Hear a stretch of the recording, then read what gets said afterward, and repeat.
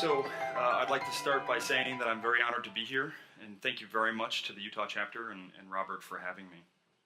I was just going to dive right in to the topic, but after a couple conversations with people last night, I realized that it might be good to start by telling you what I mean when I say ornament. Ornament comes from the Latin word ornare, which means to confer honor or grace. Ornament is that which makes a building beautiful. Ornament obviously is plenty of what you can see out in the exhibit hall, and can be anything from simple moldings to manipulate light to capitals and column bases, sculpture, wood carving, metalwork, and the like.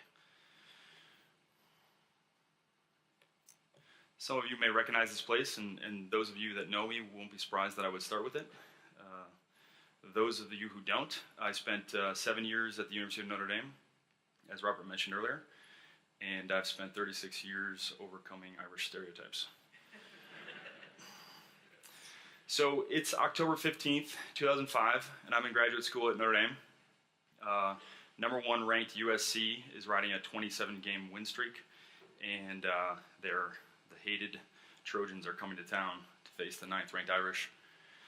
And college game days in town, and 100,000 people have descended upon campus. So we have friends in for the game, and we decide we're going to take them around to show them all the sights and sounds, all the pomp and circumstance before this big game. And so we head over to the main building real early to try and beat the crowds that show up when the trumpeters arrive.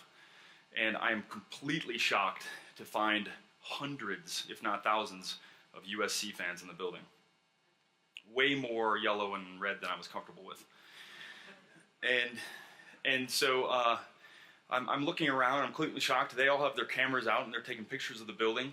And it struck me, what is it that compelled these fans to set aside their ideologies, set aside their hatred for my beloved Irish, and admire this building so much that they would be, visiting it and photographing it. Another question that is constantly on my mind every week.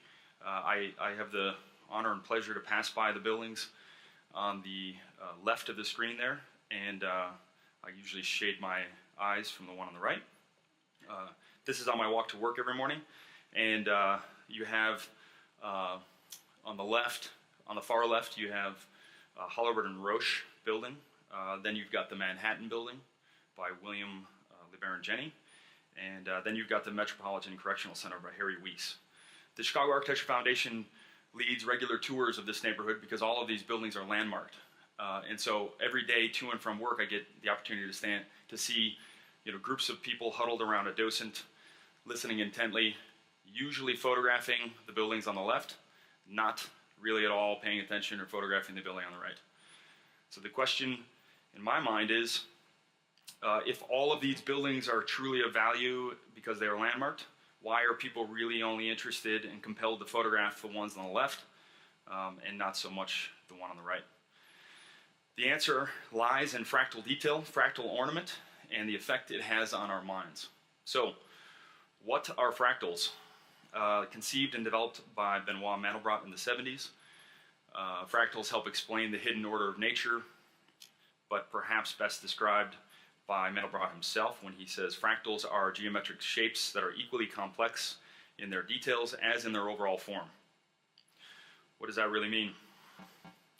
I think looking at nature will help explain it. So if you take a pastoral view such as this, fractals are ubiquitous throughout, and they can be found at all scales. So if we look at the far range, there's an irreducible level of fractal detail, and we know that as we progress from far to mid to near, the level of complexity only increases, so that even the yellow dot in the center of a daisy has an incredible level of fractal detail and order upon closer inspection. Fractals are even in unseen parts of nature and organize energy. So most of us know that classical architecture is organized on a fractal scale and know that a column proportion is determined by its module. But what is often overlooked is the finer scale detail. All the smaller detail necessary for beauty and refinement are also fractions or fractals of the module in the same way that the stamen is a fractal of the flower. In this way, classical and traditional architecture takes its organization directly from nature, as we've heard from other presenters these last 2 days. So whether or not it was intended, elements of classical architecture were even designed along principles of fractal compositions before they were even discovered. So we've got cosmati patterns from the 13th century on the right, and we have mathematical sets on the left, including the Sierpinski triangle. We saw a little bit of that yesterday during Lisa's presentation, and of course heard Sandy speak about this nature's role in classical architecture earlier. While 13th century floor patterns are always compelling, I think it might be useful to look at an updated comparison. So back to Chicago. Great architecture has a fractal layering, the key layer being ornament, which in itself has its own fractal complexity. And here's a case study. We have the Marquette building, again by Hollerwood and Roche in Chicago, directly across Chicago Federal Plaza from the Kluzinski Federal Building by the hated Mies van der Rohe. At least in my opinion. So what it offers us is an opportunity to look at these two buildings from the same distance. And so as we progress forward, you can see 300 feet, 225 feet. You can see there's an organization to each building that really is around the structural lines. You can also see that in the federal building, there's a kind of ignorance to that sort of breakdown of scale. Really the only thing that scales it is those thin external sections on the building. So as we get closer, here we're at 75 feet, you start to realize that the sort of rusticated base of the Marquette building has some detail to it. So you get closer and you start to notice, the pattern in the frieze, in the string courses. And then you get even closer and you realize those rusticated bases actually have a guilloche pattern in them. So as you progress even closer, you guys may realize that I'm not talking at all about the federal building because I don't think there's anything to talk about. So as you get closer, you realize that those guilloche patterns have an even finer level of detail where the terracotta panels have been raked. So then as the federal building stops in its level of detail, that really fine, glossy base painted on the column, the Marquette keeps going. So here is a sculptural panel over the door. As you look between the doors, you have yet another guilloche pattern, and I don't think you can make it out, but if you look even closer, there are refined pieces within that. Here is the frame around the title below the sculpture, and you can see there's a tiny half guilloche pattern in there, and if you were to look even closer, you'd realize there's even smaller striations in that, all hand done. Closer yet, you have leaves that cover the connection between the ropes around the doors and the frame. You have symbolic elements from Marquette and Joliet's journey. You have patterns inspired from Native Americans who, of course, aided them on their journey to find the Mississippi. And looking even closer, you have fauna that help you understand where this journey took place and on what continent. So this fractal aspect of traditional architecture is derived from nature, we can all agree, whereas the modern movement seems to have abandoned it entirely. But why is ornament derived from nature so important? Here are a few samplings of studies and headlines of nature's role in stress regulation and cognitive health. As you can see, nature resets our minds and bodies, easing brain fatigue with a walk in a park. Exposure to restorative elements helps restore attentional capacity. The list goes on. So as you can see, nature is beneficial in many ways, especially in stress reduction. So let's take a moment to consider what stress does to us. The impact of stress on the body, obviously it raises cortisol levels, increases obesity, causes gray hair, premature aging, as I am an example. Shortens telomeres, which will make us look a lot older when we are not that old. It triggers or worsens asthma. The list goes on for the body. What I'm more interested in is the impact of stress on the brain. Stress is a neurotoxin. It reduces our capacity for critical thought. It increases vulnerability in mental social disorders, shrinks gray matter in the prefrontal cortex, which regulates self-control, emotions, cognition, desires, physiological functions such as metabolism, which we already talked about. Perhaps most interestingly, though, the impact of stress on the body and on the brain is not worst from the single traumatic event, but rather from the cumulative traumatic events. So you see passive stressors in the environment are more damaging than active stressors, such as the loss of a loved one. So we can take advantage of the benefits of the natural environment gives to the mind by employing nature-inspired fractals in our architectural ornament. How can we prove that? The answer lies in a NASA study from the 80s on the cognitive benefits of natural images on stress levels. So here are the 3 images used in the NASA study. And I will read a bit about the methodology and then sum it up. So describe the methodology, quoting R.P. Taylor. During continuous exposure to an image, each participant performed a sequence of 3 types of mental tasks designed to induce physiological stress: arithmetic, logic problem solving, and creative thinking. Task periods were separated by 1-minute recovery periods, thus creating a sequence of alternating high and low stress periods. To measure the participants' physiological responses to the stress induced by this mental work, skin conductance was monitored continuously during the sequence. Consistent with previous skin conductance studies, conductance peaked during periods of induced stress and decreased during low stress periods. In other words, people were hooked up to skin conductance monitors. They looked at these images while they did mental tasks, and their stress levels were monitored. So, looking at the modern abstract art on the right, we might not be surprised to find that there was a 13% increase in stress while taking these arithmetic logic and creative problem solving exams. Remembering the headlines we just looked at for nature, we might not be that surprised to find out there was a negative 3% change in stress. So reduced by 3%, which is kind of nice. So what then do we think the stress level for the painting might be? It's a negative 44%. It's a 44% decrease in stress, I should say. 44% decrease. This is incredible, right? So surprisingly, it's not the view of nature as in a photo or from a window that relieves the most stress. It is the human artistic depiction of nature that reduces stress the most. Nearly 15 times that of the photo. The takeaway from this study is that we respond most positively to the realistic but artistically interpreted depiction of nature. It is important to note here that it is a figural, a recognizable but not photorealistic representation of nature that is the most effective. Obviously, the creator of the abstract art on the right could have said he was painting the forest near his house, but nobody would really know that when they're taking the exams. So a bit of further research, I won't torture you with this, except the takeaway would be opportunities for contact with natural elements are reduced in modern urban life. And this can have subtle but non-trivial adverse effects on psychological and physiological well-being. These can be countered by integrating key features of natural contents into the built environment. Yet further research, which I will not torture you with.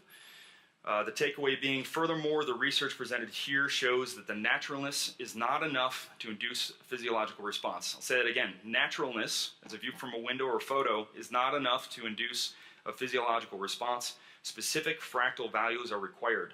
Thus, it is necessary to design buildings to feature specific fractal values. So what is the takeaway? Research shows that ornament, inspired by nature and employing a fractal scale, can offer significantly more benefit and stress reduction than abstract art or even photos or views of nature. In other words, nature, ordered and emulated by the human mind, installed permanently in and on buildings, demonstrably improves the cognitive condition of the human mind. So what are some additional benefits of ornament? Ornament facilitates the organization of memory. The earliest Roman theorist of rhetoric, known as the Auctor ad Herennium, left one of the oldest surviving explicit records of classical mnemotechnic strategies. In other words, a technique for organizing your memory. In it, he talked about how to establish mental loci and their ideal conditions. He lists certain features, but the paradigm of classical architecture inherently provided the model of a well-structured context, which included opportunities for elaboration of ornament. Memory, of course, is very important to knowledge, to creativity, and the ability to see into the future, to predict future occurrences and actions, a unique trait of humans. This is also obviously inversely related to the memory-damaging effects of stress. Memory promotes a sense of place. It is essential to establishing local vernaculars. Ornament promotes a sense of place. Ornament aids in wayfinding. Research has shown that we have 3 different types of biological cells in our brains that orient us. Directional cells, hippocampal place cells, and grid cells. Ornament is directly related to the memorability of a building or place, aiding both the place cells and the grid cells. And we just heard some examples from Brad of the sculpture at the end of the hallway that pulls the viewer down the hall and helps orient us. Ornament enhances cultural identity, which fortifies tradition and invigorates arts and craft. It's shown here in original carvings from Bante Sray on the left, and contemporary carvings done to replace another eroded door surrounded a different temple complex. And again, you can see the fine scale of detail in it. Ornament encourages imagination. Imagination aids executive function, especially in developing brains. Executive function is a set of mental processes that helps connect past experience with present action. People use it to perform activities such as planning, organizing, strategizing, paying attention to and remembering details, and managing time and space. Furthermore, executive function is critical to self-regulation. Children with good self-regulation are able to control their emotions and behavior, resist impulses, and exert self-control and discipline. And of course, this is all related to the detail in our built environment. Ornament promotes social interaction and social ties, showing us the fine art of relationship, which helps build people skills. That in turn fosters empathy. Ornament adds delight, variety, and interest through multitude of scales and appropriation of natural elements in whimsical ways, such as the lion trapped in the Ionic on the left and the two miniature Solomonic columns and a door surround on the right. This is related to theory of mind, which is a much larger topic for another time. Ornament promotes understanding of nature and the cosmos. So here you have a railing over a causeway to a temple complex, Angkor Thom in Cambodia. These are the demons pulling on one side of the snake that is wrapped around the sacred mountain, on the other side of the demigods. They pull the snake, it turns the mountain, it churns the ocean of milk. The ocean of milk produces the nectar of immortality. The ocean of milk is also a metaphor for the Milky Way. So this giant railing with these huge demons pulling on a snake also helps people understand the Milky Way. Ornament can catalyze daydreaming.